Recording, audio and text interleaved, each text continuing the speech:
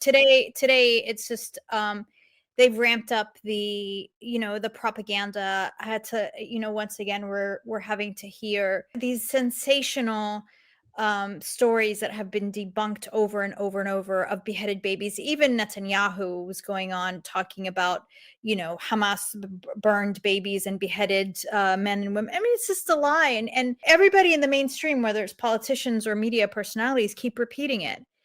And either they know they're lying or they don't read. And I don't know which is worse. This just kind of this sinister mendacity uh,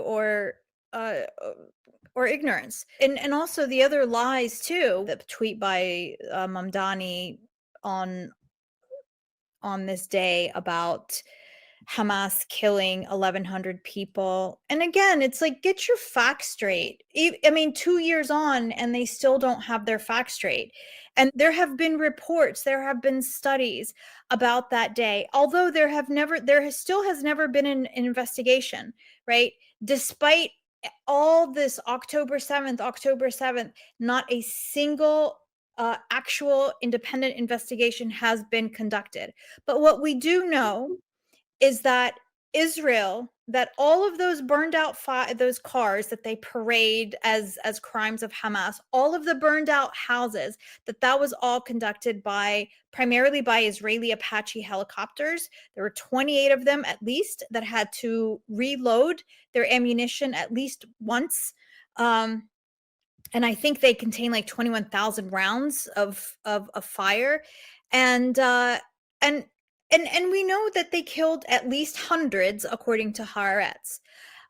We know that Israel initially said it was, I think the first estimate was 2,200. Then they said 2,000. And then they downgraded it to 1,200. And then it downgraded to 1,139. And then they just kind of rounded it up to 1,200. And that has been the narrative. So I can't stand these factual inaccuracies, which upon which our genocide is predicated. I mean, these sensational stories of beheaded babies, of mass rape, and it's just, I mean, these are the things that manufactured popular consent for the just wanton slaughter of Palestinians throughout Gaza. In a display of savagery that is, and sadism that is truly unprecedented in human history, as far as I understand. Well, I think we have a pretty good sense of what the general picture looks like. I think everything that Susan said is correct. And I think we don't know the number of Israelis who were killed by the Israeli forces. And you want to remember, it was not just the Hannibal Doctrine. The fact is that the Israelis got caught completely by surprise, and they did not have a very good backup plan. So what they did was they rushed in massive firepower, and they used that firepower to attack Hamas and the other Palestinian forces that had moved into Israel proper. And they killed a significant number of people, not with the Hannibal Doctrine, but just with all that firepower that was brought to bear against Hamas and other Palestinians who were intermingled with all sorts of Israelis. Then there's the whole issue of the Hannibal Doctrine, because as we know, the Palestinians were bent on taking many of their captured Israelis back to Gaza. And the Hannibal Doctrine calls for killing those people before they get there. So some Israelis were killed as a result of the Hannibal Doctrine. And then you want to remember, on top of all that, it's consistent with international law for Hamas to try to break out of the concentration camp and to engage Israeli military forces in combat, which means they're going to kill some of them. So the fact that they killed Israeli soldiers is not a case of murder. Now, there were clearly Israeli civilians who were murdered.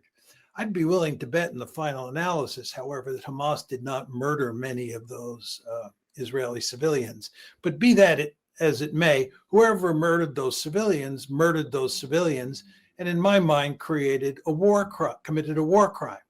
But I think that uh, most of the Israelis who were killed uh, were either soldiers, who I think are legitimate targets, or they were civilians who were killed by the Israeli forces. I think you cannot underestimate how many Israelis were killed when all that firepower was brought to bear.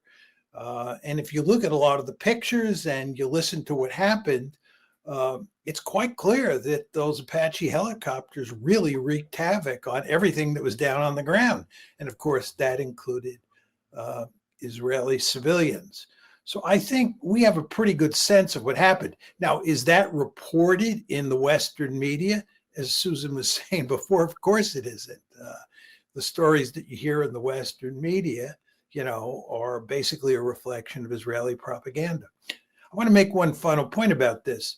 What's also quite stunning about this whole issue is that nobody talks about why there was a breakout. Nobody talks about the fact that this was a concentration camp and what was being done to the Palestinians was abhorrent. And of course, there was going to be a breakout from that concentration camp at some point.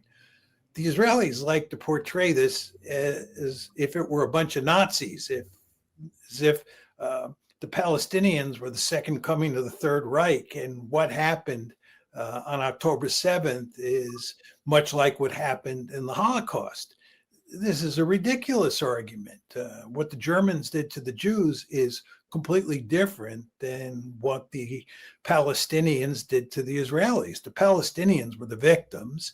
They were in this concentration camp, and you had a breakout on October 7th, hardly surprising. And this is not to excuse the murdering of civilians that took place at the hands of Palestinians. I'm opposed to killing civilians for sure. But again, that I think is just part of the story. You have a much more complicated story at play here. And the more you talk in detail about what happened, the clearer it becomes that Israel bears a great deal of the responsibility for what happened that day.